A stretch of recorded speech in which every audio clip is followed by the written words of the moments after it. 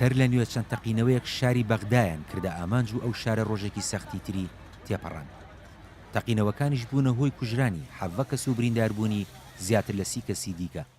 دوا بەدوای هەڵگرتنی بڕیاری قەدەغەکردنی هاتوچۆ لە شەودا لە شاری بەغدا کە نزیکەی 10 ساڵ بەردەوام بوو، تەقینەوەی هێرشە خۆکوژیەکان لەو شارەدا ڕوویان لە زیادبوون کردووە و ئێواری سیمانگی نیسان 5 ئۆتۆمبیلی بۆمب ڕێژراو لە چەند گەڕێکێکی شاری بەغدا تەقینەوە و بەهۆیانەوە بەپێی دوایین ئامار 17 کەس کوژران و زیاتر لە 30 کەسی تریش بریندار بوون.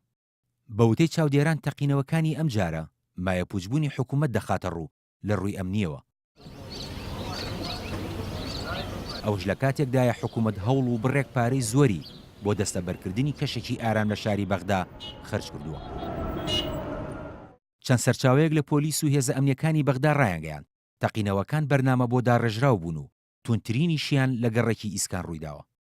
تەقینەوەکان دوای ئەوە دێن کە لە مانگی شوباتی ڕابردوودا بە مەبەستی گەڕاندنەوەی دڵنیایی بۆ هاوڵاتیانی بەغدای پایتەخت حەیدەر عەبادی سەرۆکوەزیرانی عێراق بڕیاری قەدەغەکردنی هاتوچۆی لە شاری بەغدا لە شەودا هەڵوەشاندەوە.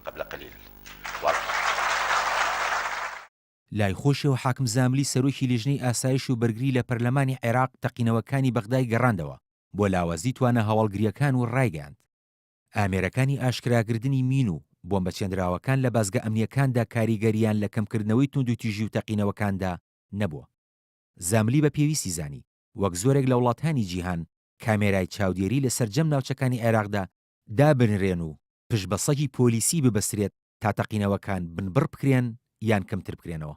لەلایەکی ترەوە ئەندامێکی لیژنەی ئاسایش و بەرگری لە پەرلەمانی عێراق تەکیدی کردەوە تەقینەوەکانی ئەم دوایی بەغدا گوزارشتە لەو شکستە سەربازی معنەویەی ڕوبەڕووی چەکدارانی داعش بوونەتەوە.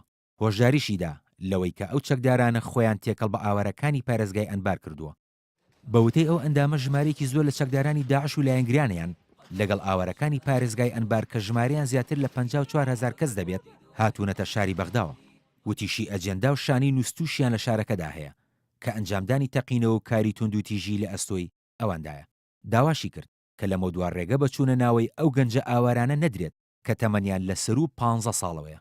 لە ساڵی 2007دا بەهۆی ناکۆکیە تایفیەکانی عێراقەوە زیاتر لە 85,000 هاوڵاتی مەدەنی کوژران. لە ساڵی 2008دا عێراق لە ڕیزبەندی پێنجەمی نەسەقامگیرترین وڵاتانی جیهاندا پۆلێن کرا. کاروان شێخ موحسین NR